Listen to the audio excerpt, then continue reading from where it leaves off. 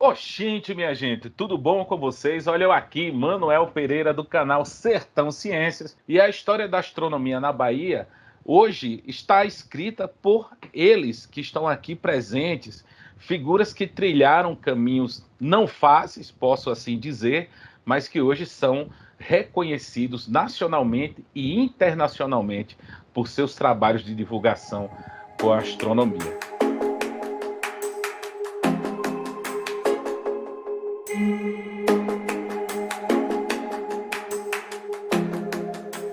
Apresento a vocês professor Dr. Alan Alves Brito, professora doutora Eliade Lima. Sejam muito bem-vindos ao Sertão Ciência e eu quero começar aqui com a seguinte pergunta: o que leva vocês à astronomia, né?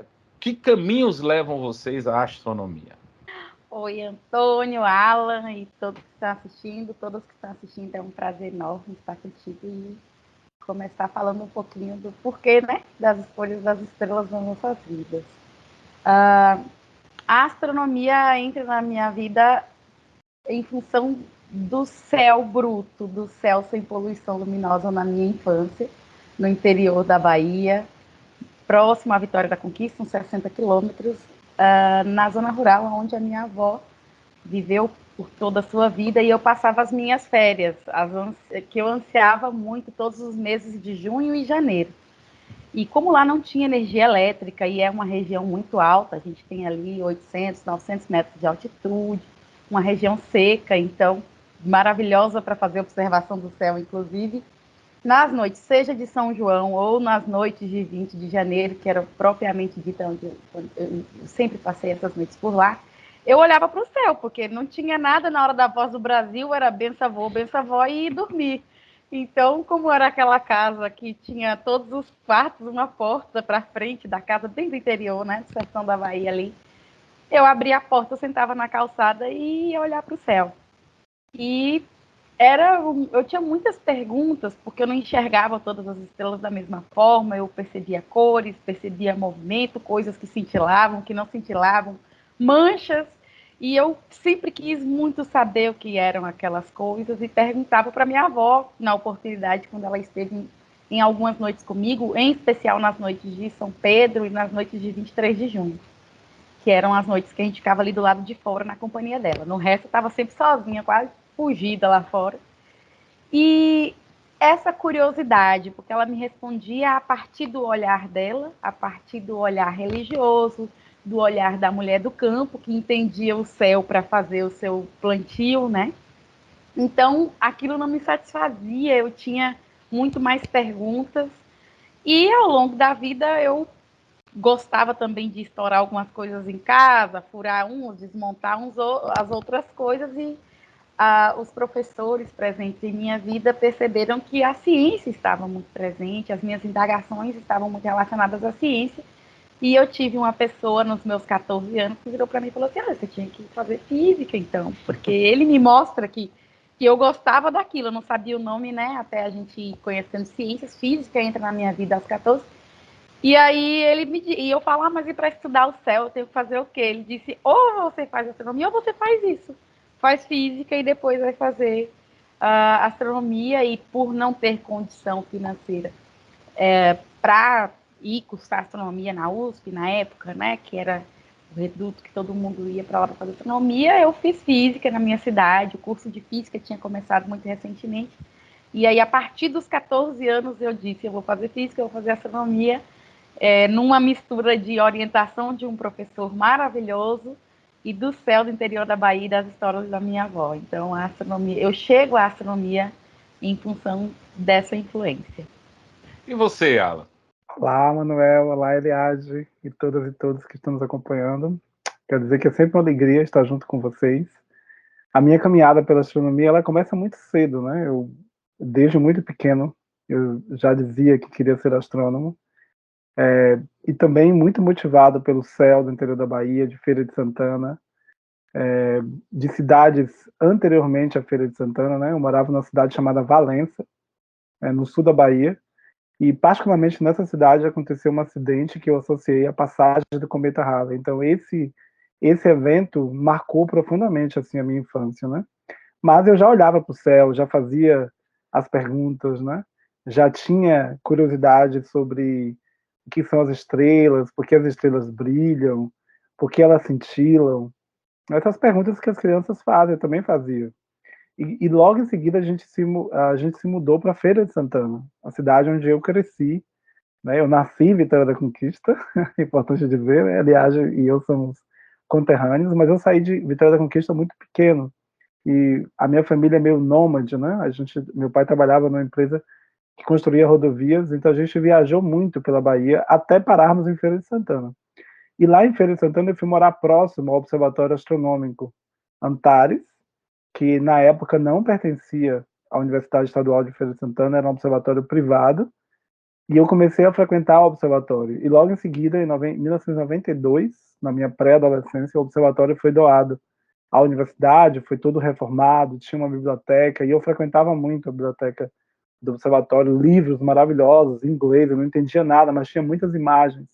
Então tudo isso foi aguçando a minha curiosidade pela astronomia, né? Aos 13 anos, eu criei um clube de ciências no bairro, Rua Nova, onde eu morei, e esse clube de ciências, inicialmente, a gente recebia financiamento da Fundação Roberto Marinho, um projeto chamado Ciranda da Ciência, que logo em seguida morreu, porque também não tínhamos dinheiro para executar as tarefas que a Fundação pedia. Mas o desejo de ser astrônomo não morreu. Eu continuei, né? Eu lia muito sobre física, astronomia, ciências, e sempre quis ser astrônomo, né? Então, logo depois no finalzinho do ensino médio, de um curso técnico, né?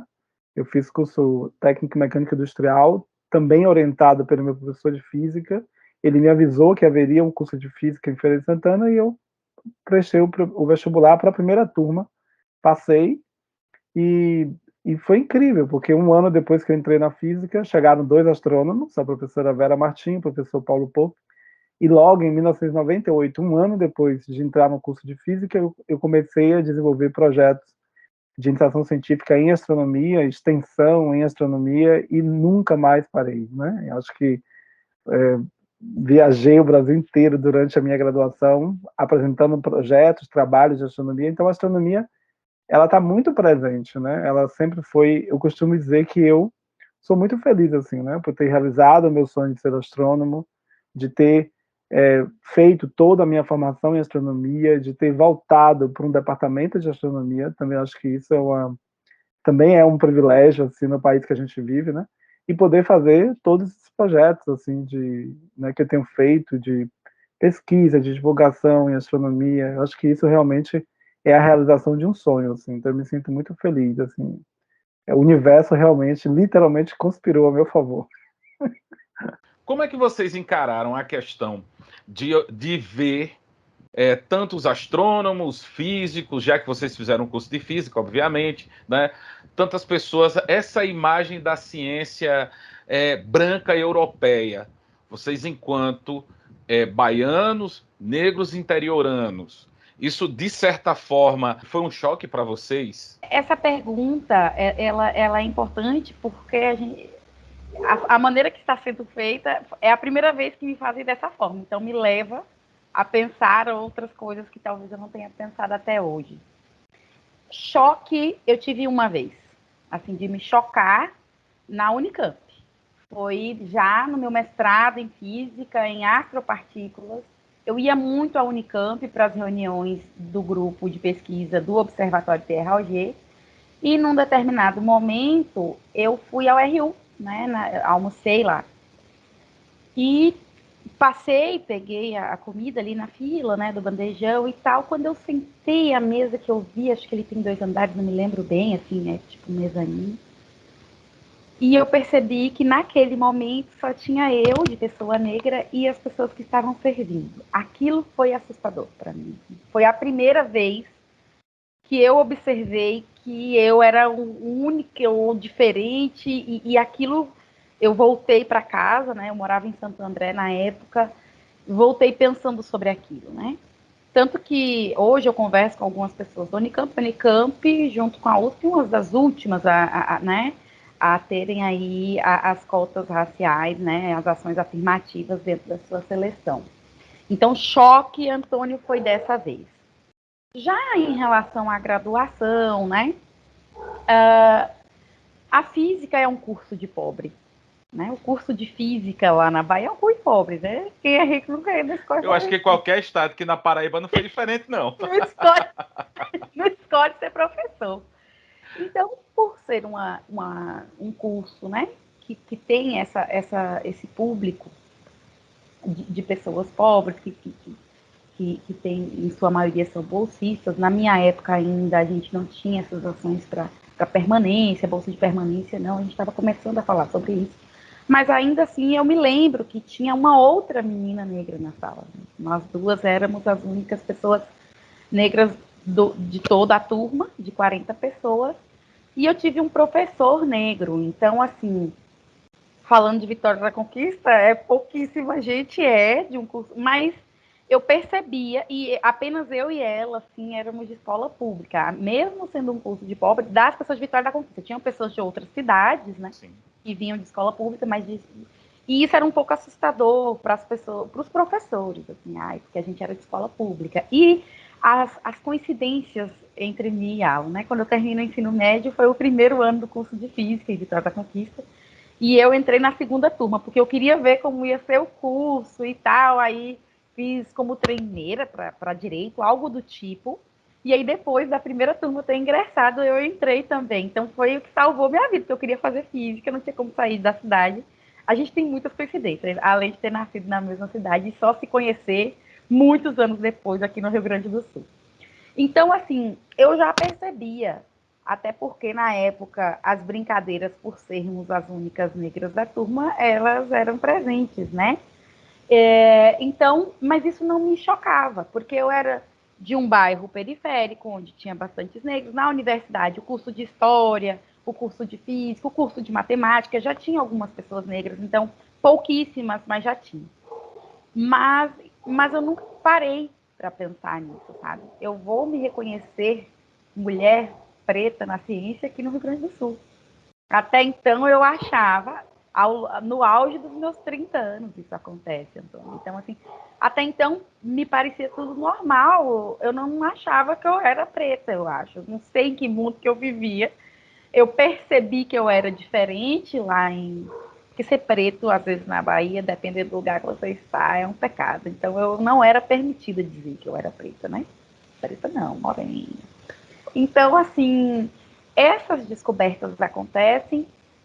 Eu percebia que eu era diferente em função de ser da escola pública, de ser mulher, numa turma com 34 homens e 6 mulheres, mas pensar a respeito, o choque ocorre na Unicamp.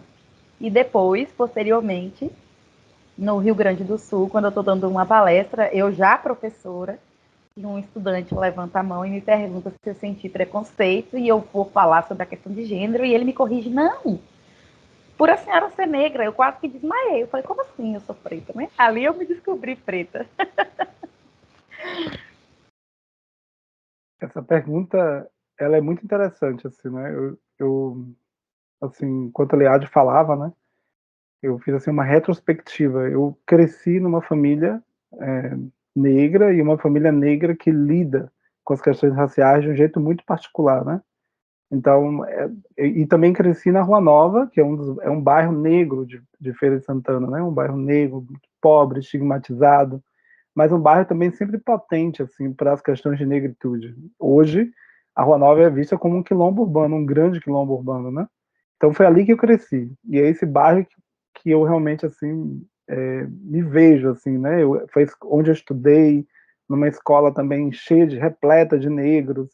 Então as questões raciais elas sempre estavam ali, né? Porque a gente recebia muito preconceito por ser da Rua Nova, negro preto da Rua Nova, né? Eu estudei na escola técnica, que era uma escola já elitizada, que não era na Rua Nova, era num bairro altamente elitizado de Feira de Santana, onde iam muitas pessoas brancas ou pessoas bem nascidas, porque era muito difícil entrar nessa escola, né? Era uma escola com média 7 e que tinha assim uma alta taxa de aprovação nos vestibulares de engenharia do Brasil, não só da região, mas do Brasil. Então aí as questões raciais elas sempre estiveram presentes, né? Eu também fiz parte de alguns movimentos, né? Assim, pensando a saúde da população negra, né? Eu fiz parte do programa de saúde adolescente dos 12 anos até os 21. Então, essas questões sempre estiveram. Agora, quando eu entro no curso de Física em Feira de Santana, eu também me dou conta, embora tivesse mais negros na graduação, colegas meus, entre os professores na Universidade Estadual de Feira de Santana, não havia muitos negros. Ou então, pelo menos, pessoas que eram lidas socialmente como negras, né? Ou que se enxergavam negras. Mas também não havia uma discussão aí, né, sobre essa questão de termos no interior da Bahia, numa região negra, tão poucos professores e professoras negras e negros. Essa discussão ela não estava dada, né? Mas eu observava, participava de várias discussões, eu fazia parte do diretório acadêmico também, né? A gente criou o diretório acadêmico, já existia lá na UFES, ali estava começando a célula do NENUFES, que era o núcleo de estudos de estudantes negros da UFES, né? Eu estava quase saindo da UFES. Então as questões estavam ali dadas, quando a gente viajava nas conferências, eu viajei muito, SBPCs, e as questões raciais sempre estavam presentes, né? Sempre tinha alguém para falar alguma coisa, e aí, claro, trazia muito fortemente as questões de sermos do Nordeste, da Bahia. Então, no fundo, por trás daquele discurso, a negritude, né? E aí, quando eu chego na USP, aí as coisas se escancaram, né? Porque na USP eu estava num ambiente mesmo de pessoas brancas, né? E aí, de novo, tudo muito sutil nos discursos, nas piadas, né? Ninguém vai dizer abertamente que é uma questão racial, mas ela está dada, ela está colocada. E eu também sentia, percebia. Morei no conjunto residencial da USP e a gente tinha muitas discussões sobre essas questões raciais, né? Sobre as barreiras, os preconceitos. E quando eu saio do Brasil, que eu primeiro vou para a Austrália, depois para o Chile, depois volto para a Austrália, também estavam dadas as questões, inúmeras situações, em São Paulo, na Austrália, no Chile, né, inúmeras situações onde me jogavam nesse lugar, né, de inferioridade, né, por pertencer a uma classe, a uma categoria racial, né, assim, de estereotipada, né, muitas vezes me colocando como latino, ou muitas vezes me colocando como brasileiro, mas inferior por ser latino ou por ser brasileiro. Então aí é assim também que a raça ela aparecia, né? E apareceu durante as minhas experiências de pós-doutorado. E quando eu volto para o Rio Grande do Sul, em 2014, já como professor, aí escancara tudo de vez, né? Porque, de fato, aqui na URGS, no Rio Grande do Sul, né, as convivências dentro e fora da universidade, elas são o tempo inteiro atravessadas pelas questões de raça, de gênero, de origem geográfica, que também tem um recorte racial associado, né? Então, eu costumo dizer que nessa minha trajetória, nesse meu percurso, né, nessa diáspora, entre aspas, porque é uma diáspora bem diferente do conceito de diáspora que a gente tem, eu fui sendo atravessado o tempo inteiro por essas categorias de raça, de gênero, de classe, de origem geográfica, né?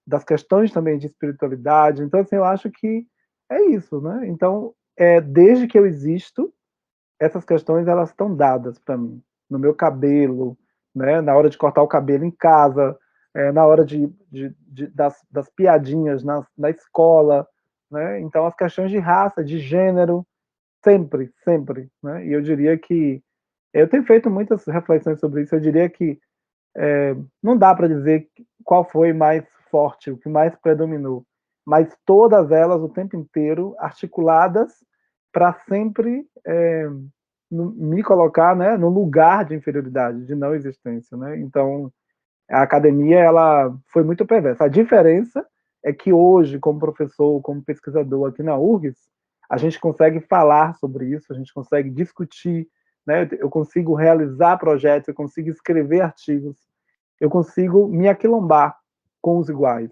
porque nessa época, nessa trajetória, foi tudo muito solitário. Eu tive que passar por várias situações sem muitas vezes ter com quem conversar, com quem se abrir, né? A gente não tinha essa escuta, a gente não tinha ações afirmativas, a gente não tinha aquilombamentos, nós não tínhamos comissões de nada, né? Então eu diria que a diferença é essa, assim, hoje essa luta ela é muito mais coletiva, mas durante a trajetória ela foi muito solitária, mas sobrevivi. Eu sempre quis ter esse momento com o Alan e ouvir dele o que ele pensa a respeito, porque ao mesmo tempo ele cresce em Feira, num bairro que tem essa característica, né?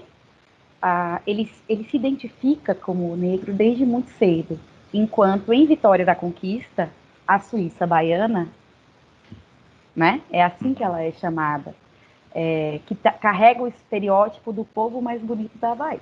Sempre digo, eu gosto de Conquista, então pense sobre isso. Então, nascer em Vitória da Conquista, num bairro periférico, mesmo sendo uma mulher negra, filha de pai preto e mãe branca, eu nunca pude dizer que eu era negra. Meu cabelo foi alisado desde muito cedo e eu me liberto dele na Europa. Tipo, lá, bem longe de todo mundo, eu começo a usar o cabelo enrolado. Porque, né, não era elegante. E Vitória da Conquista, você ouve isso até hoje. Então, eu nunca tive essa autoidentificação, né? Porque não me era permitido, inclusive, me perceber mulher negra. E as questões das piadas e das questões raciais eram muito familiares. Assim, a família, né, a parte branca falava, porque as negrinhas, enfim, era minha irmã. Mas e eu gostaria de fazer até uma troca com o Alan em relação a isso, porque eu acompanho a carreira do Alan, acompanho muito esses atravessamentos que ele tem, percebo, já presenciei, já testemunhei, enfim, e isso acontece, infelizmente, até hoje. E o que eu percebo que, em relação a mim, é tudo muito camuflado, porque eu sou uma mulher negra, então eu sou mais sexualizada. É uma questão muito... Em relação a Alan, é uma questão de marginalização. O homem negro é marginal, né? E eu percebo Essa isso leitura. exatamente. Em relação a mim, os ataques, eles não vêm diretamente em relação à raça, mas não deixa de ser, porque dificilmente eu não vou conseguir fazer essa intersecção entre ser uma mulher preta, né? Eu não consigo separar isso. Hoje eu consigo perceber que o que eu vivi ao longo da minha vida, da minha graduação, e que eu achava sempre é porque eu sou mulher, hoje eu compreendo que é porque eu sou mulher preta. Que se eu fosse uma mulher branca, muitas das coisas não teriam acontecido, mas por ser uma mulher preta. Só que esse ataque não é direto, né? Ele não é direto na academia, por exemplo, como é com Alan. E aí, eu posso estar sendo uma péssima oradora no que eu vou dizer, mas é como se eu tivesse sim um privilégio em relação ao Alan. E isso me dói muito, porque quando eu olho a carreira dele, eu olho a mim, e ele esteve em muitos lugares que eu também estive, frequentamos, né, inclusive no Chile, assim, eu conheço o Alan exatamente pela pesquisa dele no Chile, e eu ouvi, assim, o Alan sofreu muito aqui por ser negro. Só que estavam falando isso para mim, como uma mulher negra. É como se eu não fosse, quando me disseram aquilo. E viram que o Alan era. Mas eu sou uma mulher. E aí vem a sexualização do corpo da mulher negra, né? Dos corpos negros femininos. E eu sempre quis compreender isso, porque parecem duas pessoas totalmente diferentes. E nós, inclusive, nascemos no mesmo lugar, no mesmo hospital. Né? Existe a leitura, primeiro, a mídia constrói a mulher negra como sendo o estereótipo sexual, né? Vide, por exemplo, a mulata globeleza, né? Todos esses estereótipos que existem em torno da mulher e da mulher negra, né? Na questão de estar disponível para satisfazer a sociedade branca. Provavelmente é isso que você está falando. Enquanto o Alan, ele é marginalizado enquanto homem, e aí há também essa construção na mídia, na história do Brasil, e que hoje a gente vai desconstruindo, vai procurando desconstruir através de ações, através de iniciativas de combate ao preconceito. E aí, no caso, hoje vocês são professores doutores que estão no Rio Grande do Sul, são baianos que estão no Rio Grande do Sul, posso dizer baiúchos, e qual o impacto de vocês na sociedade do Rio Grande do Sul? Como é que vocês foram recebidos aí enquanto pessoas negras e doutores? Eu fui muito bem recebida por quem eu escolhi me orientar e pelo departamento também, mas como eu vim para cá para o doutorado, né? E aí o Alan vai vir para cá para ser professor. Eu me torno professor aqui depois de fazer o doutorado e o pós-doutorado aqui no Rio Grande do Sul. Então, quando eu chego no departamento para fazer o doutorado, eu percebo exatamente o olhar da mulher negra, sensual, e aí é em torno disso, né? Eu percebo esse tratamento quando não é o tratamento de estamos felizes por ter, né, uma pessoa do Nordeste aqui. Eu nunca senti um ataque por ser nordestina dentro do departamento em que eu estive, mas sentia brincadeiras com a hipersexualização da mulher negra. Isso eu percebia. E que não é um cartão de boas-vindas, né? E que você tem que aprender a lidar com isso.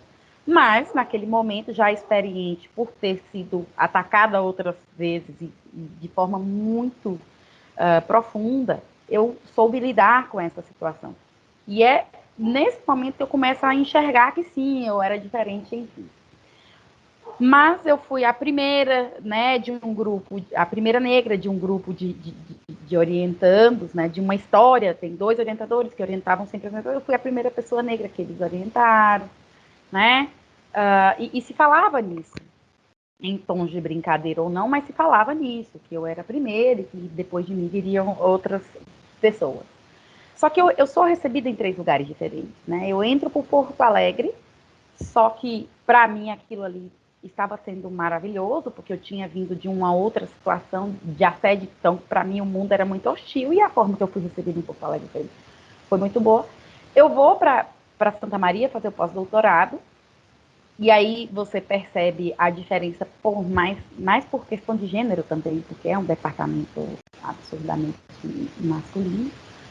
E depois eu venho para a Uruguaiana, que é na fronteira com a Argentina, que tem um carnaval muito forte, e uma presença bugre muito forte, e a presença... O Rio de Janeiro faz o carnaval do Uruguaiana. Eu entro aqui como professora universitária, então entro por portas, diferente de eu ter vindo para cá pelo carnaval, mas sempre me associam ao carnaval. Então, estar aqui me faz, por exemplo, você é a primeira professora do curso, né, negra, enfim, tem um professor já, astrofísico também, que veio da URGS também, orientado também pelo meu orientador, né? Eu fui a primeira pessoa a ser orientada pelo orientador, e a gente falava sobre isso. E eu percebo que ser o primeiro, né? Está sendo sempre a primeira no curso lá de Física da Bahia, aí aconteceu em Porto Alegre, e aqui a gente vem. Eu percebo que a gente tem que ter um jogo de cintura e às vezes uma grossura bem gaúcha para conseguir lidar com essa situação. Mas eu nunca percebi hostilidade, diferentemente do que o nosso queridíssimo vai narrar para vocês. Então, esses olhares são muito importantes. Eu acho assim, né? Quando eu cheguei aqui em 2014, éramos 110 professores, mais ou menos. Então, eu sou o único professor negro, até hoje, né? No Instituto, infelizmente. Mas eu também diria, assim, que a minha experiência, né, como um homem negro, ao longo da minha vida, ela também é uma experiência marcada por uma masculinidade que não é hegemônica. Eu não represento um homem negro hegemônico, né? Não faço parte da norma heterossexual, né? Sou um homem cis, gay. Então, eu também, nesses entrecruzamentos de raça e de gênero, eu também eu percebo que as falas, os comportamentos, né? As sabotagens, muitas vezes, a piada pronta, ela também passa por esses lugares, né? Então, por isso que eu acho que a minha experiência como homem negro, não só aqui no Rio Grande do Sul, como em outros lugares, ela também ela também está atravessada por esse lugar de gênero, né? Eu represento um marcador, né? Uma masculinidade que não é hegemônica. Ela é muito ligada dentro dessa lógica cis, heteronormativa, patriarcal ao feminino, né? Então, se é o feminino, é isso. A gente vai realmente exterminar. Então, eu diria que aqui depende de com quem dialogo, né? Depende, há professores, professoras técnicos e técnicas que me recebem muito bem, estudantes que me recebem muito bem, mas também há pessoas, falas, vozes, posicionamentos, críticas, comentários, sabotagens, que vão se justificar a partir de um olhar racista, de um olhar homofóbico, de um olhar preconceituoso, porque não gostam do diferente, não gostam do sotaque. E isso não é suposição. Isso é colocado, isso é dito, isso é escrito, isso é exposto em redes sociais. Eu tenho provas para tudo isso, né? Então, e aí também, por isso mesmo, o enfrentamento, por isso mesmo o posicionamento político, né? Porque também não dá para ir ficar processando todo mundo, nem ficar, sabe, assim, brigando, né? Eu acho que a melhor maneira de mexer com estruturas é através da educação, processos educativos, processos né, de aquilombamento, que é o que eu tenho feito, assim, né? Na minha experiência particular. Mas isso está presente o tempo inteiro, e não só no contexto da universidade, né? No contexto também, e não só na universidade, no estudo de física. Eu diria que esse é um contexto, uma experiência minha no Brasil. Coincide que, no momento, eu estou no Rio Grande do Sul, desde 2014. Mas essas experiências racistas, homofóbicas, preconceituosas, elas me atravessam desde que eu existo. Na Bahia, em São Paulo, no Rio Grande do Sul. A diferença toda é que no Rio Grande do Sul eu ocupo uma posição de poder. Então eu estou numa universidade onde eu sou professor, pesquisador. Então, por mais que os racistas, as pessoas homofóbicas, as pessoas preconceituosas, racistas também contra o nordestino, não gostem da minha presença, elas vão continuar não gostando, porque eu vou continuar existindo, né? E eu vou É o continuar famoso vão falando. ter que me engolir, né? Vão ter que me engolir. Eu vou continuar falando, eu vou continuar escrevendo, eu vou continuar pensando, eu vou continuar articulando e vou continuar fazendo, em termos de ensino, pesquisa e extensão, aquilo que eu gosto, que eu acredito. E ponto. Né? E os incomodados que se mudem. Eu estou nessa fase. Assim. Os incomodados que se mudem, porque o trem vai passar. Né? Então, eu acho que. Por isso que eu penso assim: eu fui muito bem recebido por muitas pessoas, e sou muito bem recebido por muitas pessoas aqui e também não bem recebido por outras tantas, né? E aí a gente tem que, ao longo dessa trajetória, pesar tudo isso, né? E saber o que a gente pode carregar, né? Mas eu acho que é muito importante, assim, o posicionamento, né? O aquilombamento, a reflexão, não levar as palavras também para o coração, né? Levar para a cabeça, para a reflexão, para o posicionamento crítico, sem medo, corajoso. Isso é fundamental, assim, né?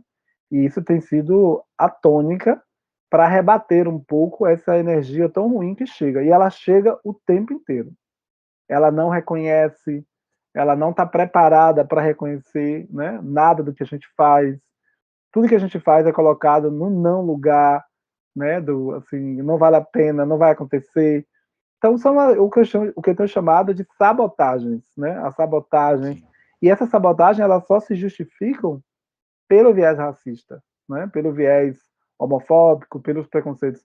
Não há nenhuma outra explicação. E a inveja, ela também é um tipo de assédio, né? É um assédio que está Sim, presente, né? sim. Porque também a inveja ela está aí. O mundo acadêmico também é um mundo muito assim, vaidoso, né? As pessoas são muito vaidosas e a gente tem que ter maturidade também, né? Maturidade, tem que ter autocontrole para poder saber lidar com essas situações e entender o que é nosso, o que é do outro, e o que é do outro é do outro, né? Eu acho que é esse exercício que eu tenho feito, assim.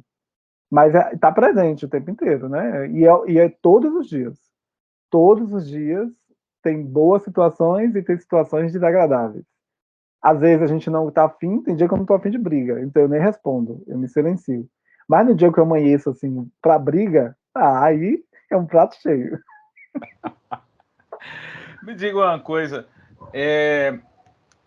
astronomia, física, sempre estão no espectro das chamadas ciências exatas. No curso de física, eu digo isso porque sou da física, me formei em física em 1998, com a grade de 1979, mas enfim. Lembro muito bem de não ter cadeiras e não ter discussões a respeito de pautas relacionadas a cor, gênero, raça, pautas sociais. Hoje, eu acho que provavelmente também vocês não tiveram, mas hoje como é que vocês conseguem inserir isso no trabalho de vocês? O bom é que nós temos obrigatoriedades hoje a serem cumpridas, porque se fosse apenas eu sugerindo que deve existir o debate corpo, gênero e sexualidade no curso, não sei se seria ouvida, não sei se falar de questões étnico-raciais seria ouvida, porque eu sou a única, né? Sou eu e mais um professor, e ele não é militante, mas ele não precisa, ele está lá e isso já é uma das maiores falas que pode ocorrer, né? Então, eu acho que o que nos ajuda hoje, porque eu concluí em 2006 e também não se falava a respeito, né? Tanto que eu percebo muitas coisas ao sair da Bahia, em outros momentos, já no mestrado e doutorado. Mas hoje, como a gente tem essas necessidades de que essas pautas estejam presentes em cursos, em especial de licenciatura, que é o curso do qual eu sou professora, então, aí o vão ter que me engolir acontece, né? Porque essas coisas têm que estar presentes. Mas o que eu ainda percebo é que tentam limitar essas pautas àqueles componentes que devem apenas debater isso. E não que isso deve ser trazido para um curso como todo, para todas as cadeiras, né?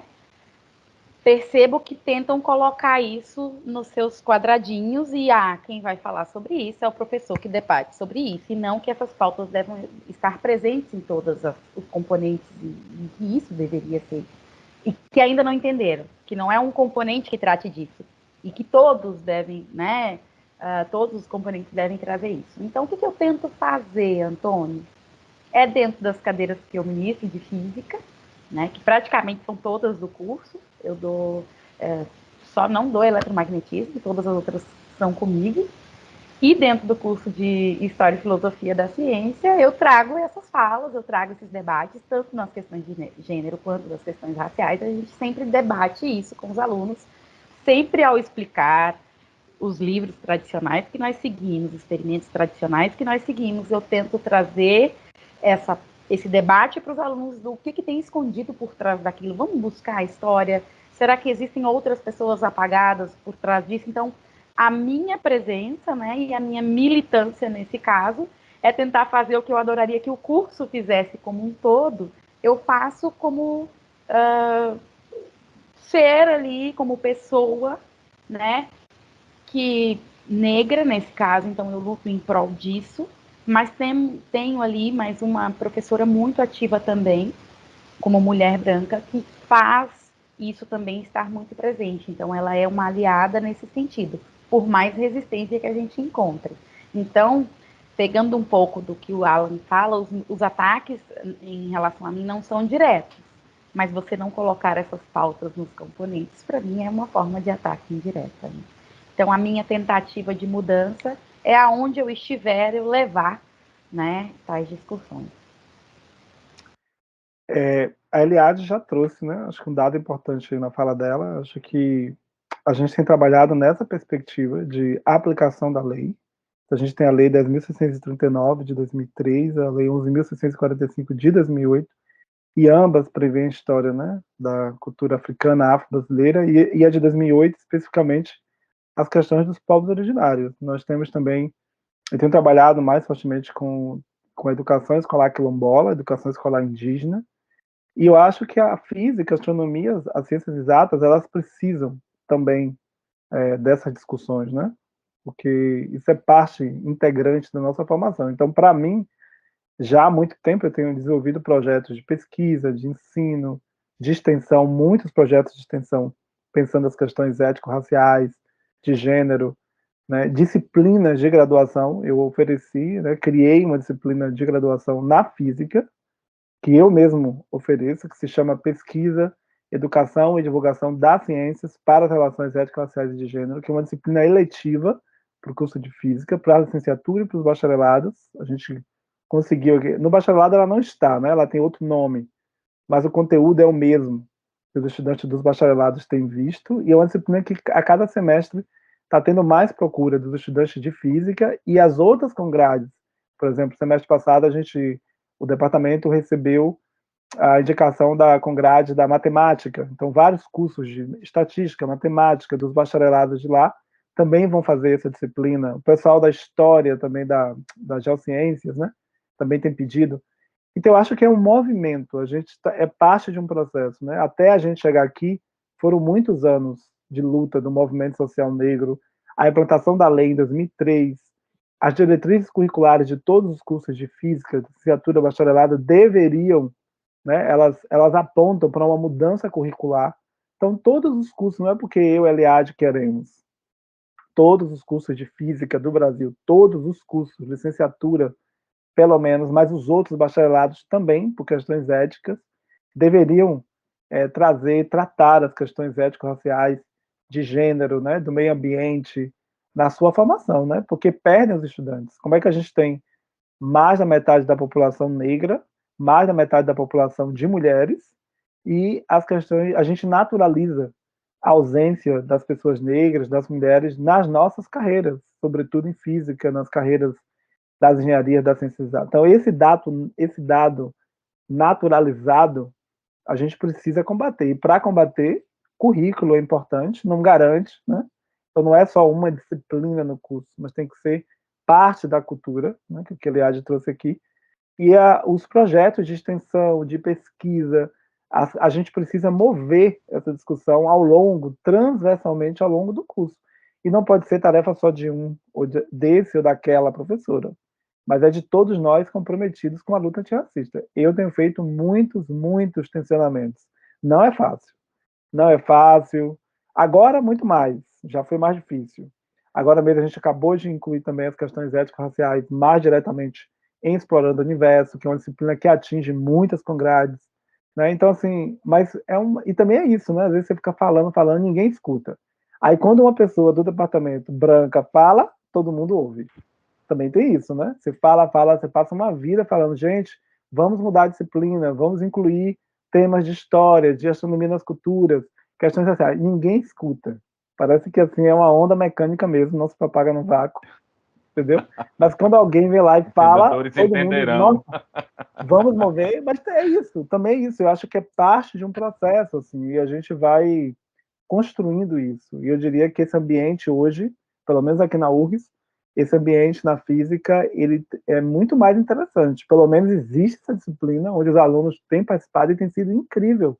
A disciplina acaba 12h15, eu fico até 1h, 1h15 com alunos discutindo, que eles querem continuar falando e avaliam positivamente, né? Então eu acho que é parte de processo, lutas e disputas, nada está ganho. A gente vai ter que disputar sempre. Acho que essa é a maior aprendizagem, sobretudo na física, né? Nada está ganho mesmo, a gente vai ter que disputar sempre. Eu queria complementar uma coisa também, que são duas coisas bem diferentes, né? O Alan está num departamento já antigo, né, comparado com a história da física no país. É um departamento de astronomia, né, muito ligado à física, mas é um departamento de astronomia dentro do Instituto de Física, que é onde eu faço doutorado. Eu estou numa universidade que acabou de completar 10 anos. Os seus professores mais antigos têm 10 anos, em que os cursos estão passando por sua readaptação para os seus TPCs. Então, assim, estar próximo, e é uma universidade multicampus, são 10 campos, então eu sou muito próxima à direção. Agora eu cheguei tarde para conversarmos, porque eu estava conversando a semana de acolhida com a direção do campus. Assim, eu faço parte da comissão de verificação, de validação da autodeclaração de raça e etnia, do nosso processo seletivo SISU. E eu fiz uma proposta durante a eleição que esses alunos deveriam ser acompanhados diretamente pelo campus, que deveria ter uma recepção para eles em específico, que esses alunos e alunas fossem recebidos, né? Eles são curtidos, eles entraram de uma forma diferente, eles fizeram uma entrevista que outros não fizeram, né? E aí, entramos e vamos fazer o quê?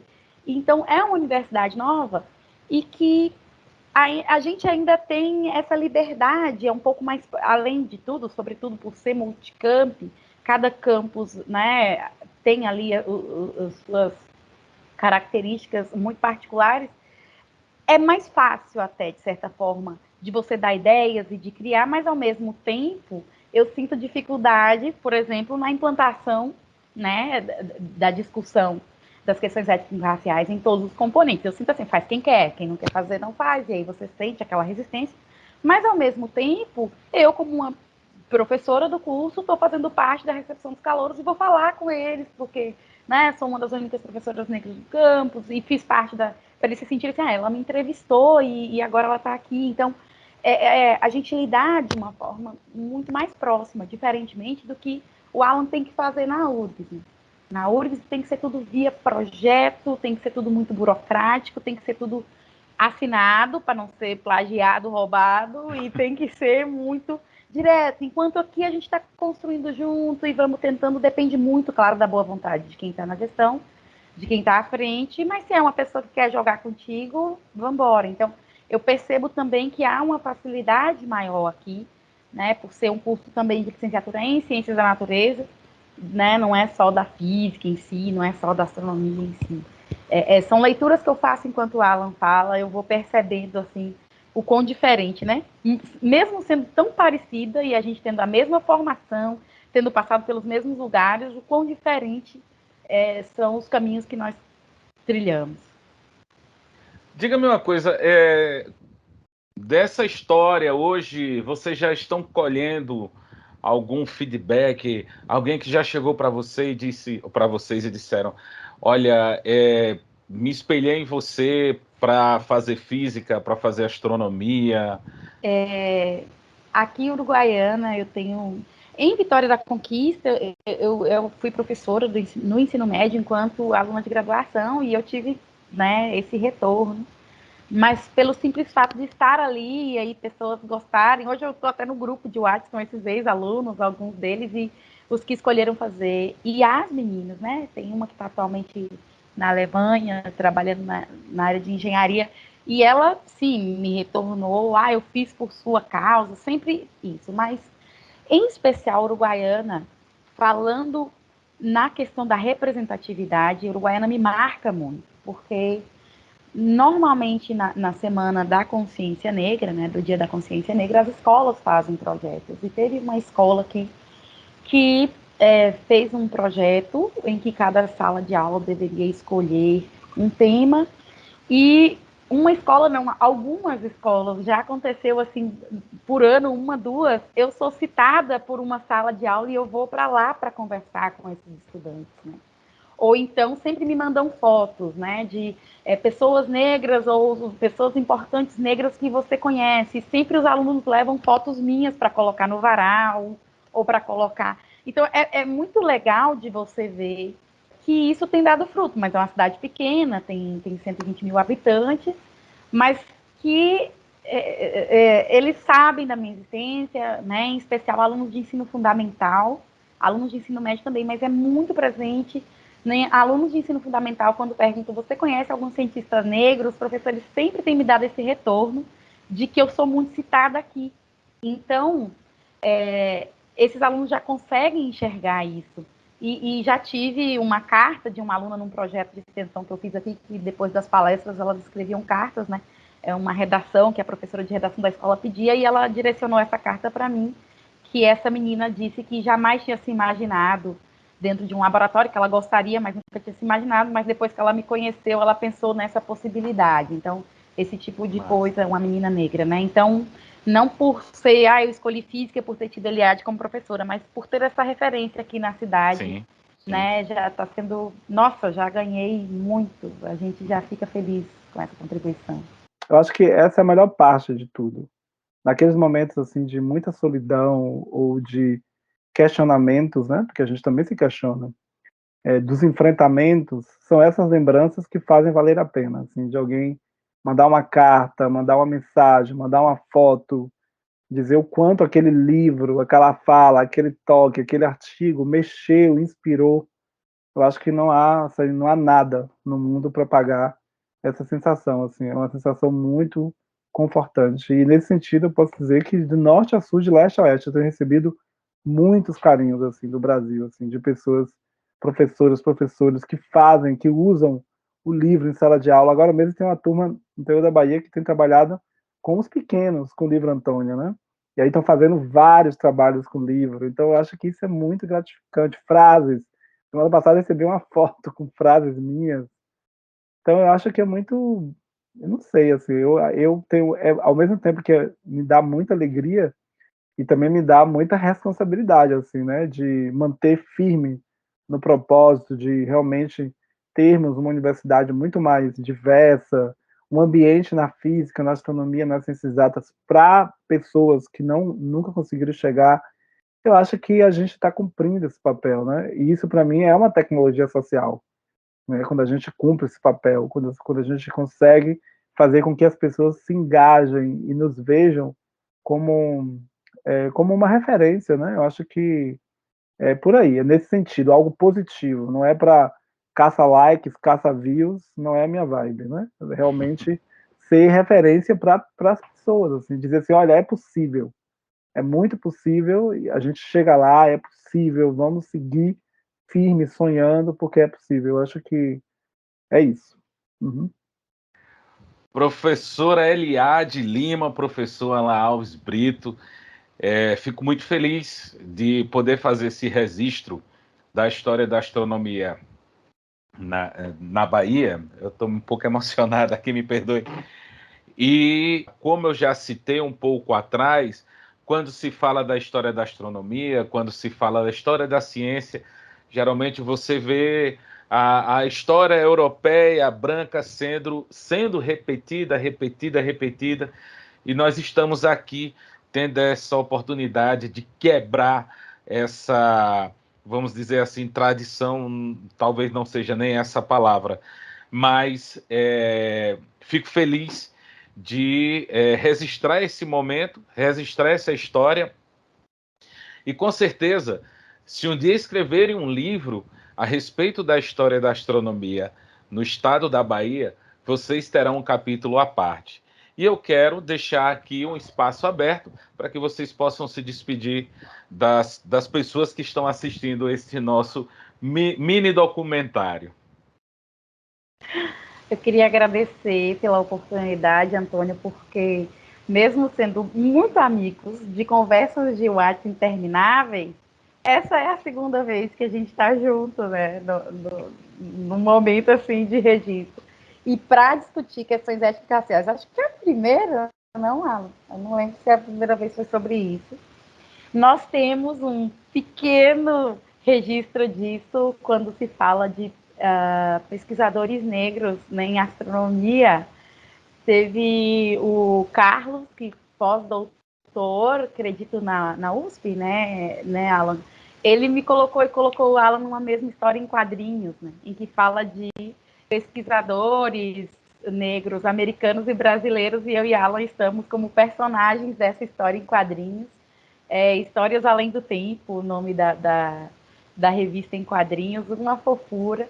E eu sou muito feliz por sair das histórias em quadrinhos e estar aqui nesse momento com vocês, Antônio, podendo falar de questões ao mesmo tempo tão íntimas, às vezes tão dolorosas, e terminar de forma tão prazerosa que é falando assim, vale a pena, porque nós recebemos essas cartas, nós recebemos esse retorno, e fazer parte da história da astronomia negra no Brasil, porque nós fazemos parte disso, todos os que virão farão, porque são lutas diárias e de alguma forma a gente está deixando um pouquinho da gente. Eu espero ter contribuído positivamente para o seu programa, para quem está nos assistindo.